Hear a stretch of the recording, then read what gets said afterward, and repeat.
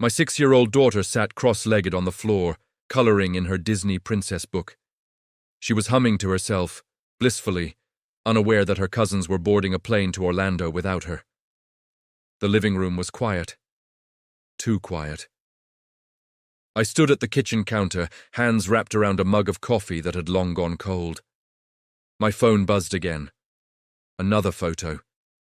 This time it was Maddie and Chloe and matching mini ears, their arms around Grandma, grinning in front of Cinderella's castle. The caption read, 3 generations of magic.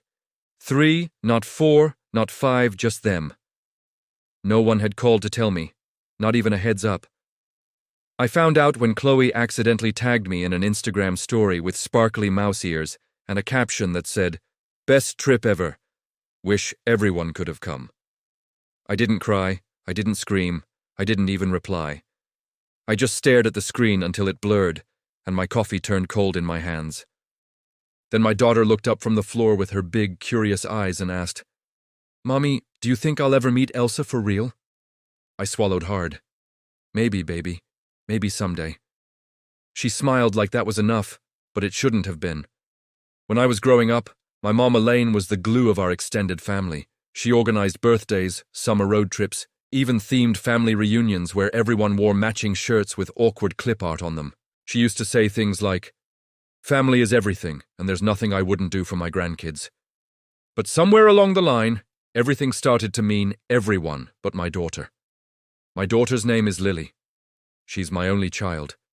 Sweet, smart, a little shy.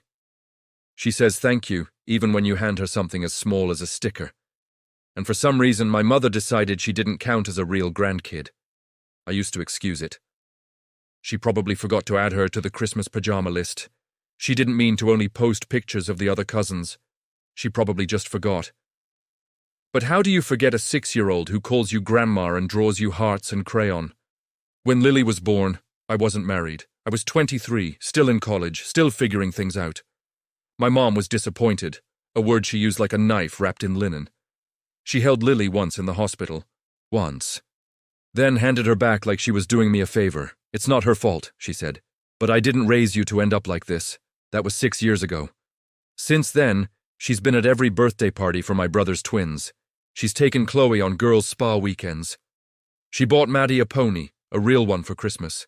And for Lily, last year, she gave her a puzzle missing 3 pieces, said it must have come that way. The Disney trip wasn't the betrayal. It was just the final stamp. I wasn't angry that Lily wasn't invited. I was angry that she was deliberately left out again, and that no one thought we'd notice or care. But Lily noticed. She noticed the new frozen suitcase Grandma gave Maddie. She noticed the group video call that mysteriously lost connection before she could say hi. And she noticed when my mother finally texted back and said, "It was just too expensive to bring everyone. Hope you understand." I didn't reply. I just sipped my coffee. But Lily did something else. She walked to the kitchen drawer, pulled out the envelope Travis, my fiancé, had helped her decorate months ago, and said, "Mommy said, 'You say that. Here's your surprise.'" I blinked. She held it in her tiny hands like it was something sacred. The envelope was white with crooked glitter letters that read, "For Grandma." I had almost forgotten it existed. We made it during a rainy afternoon back when Lily had asked why Grandma never came to her dance recital. Travis had printed something that day. He wouldn't tell me what, just said, "It's for when Lily's ready." Apparently, she was. I knelt beside her and asked, "Are you sure?" She nodded. "You said people should know when they're not nice." Then she climbed onto the couch, set the envelope gently in my lap, and went back to coloring. And I sat there staring at it, feeling a storm begin to rise. Because whatever was in that envelope wasn't just paper. It was the truth wrapped in glitter and 6 years of silence. The next morning, I placed the envelope in my purse. I didn't plan to. I told myself it was just for safekeeping, that Lily might change her mind, that she was 6 and didn't fully understand the weight of what she was doing. But deep down, I knew she understood. Maybe not all the details, not the way adults weaponize silence or wrap rejection in polite words, but kids like Lily, they understand absence. They understand when someone's love skips over them and lands gently on everyone else. And when that happens enough times, even a child starts to build her own kind of truth. That afternoon, my mother sent another photo in the family group chat. It was a picture of the kids eating Mickey-shaped waffles. Everyone looked joyful, sun-drenched, and sticky with syrup. Someone had typed, "We'll bring back souvenirs." Lily looked up at me while I read it. "Can I tell Grandma something at brunch tomorrow?" I hesitated. "You can always talk to Grandma." She shook her head. "Not talk, just give her the envelope, then she'll know." There was no resentment in her voice, no bitterness, just quiet determination. And that scared me more than if she'd screamed. Brunch at my mother's house had been planned for weeks. A little post-Disney debrief where she'd share the magic with those of us who hadn't gone. My brother and his wife would be there.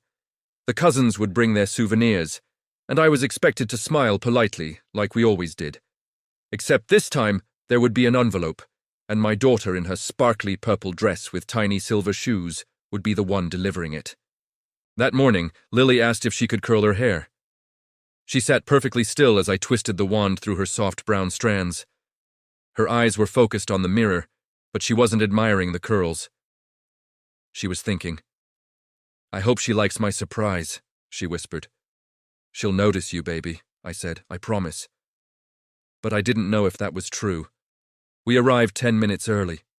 My mom's house looked like a page from a Southern Living magazine. Perfect porch swing, oversized wreath, fresh hydrangeas. The smell of cinnamon rolls hit us the moment the door opened. "Look who's here."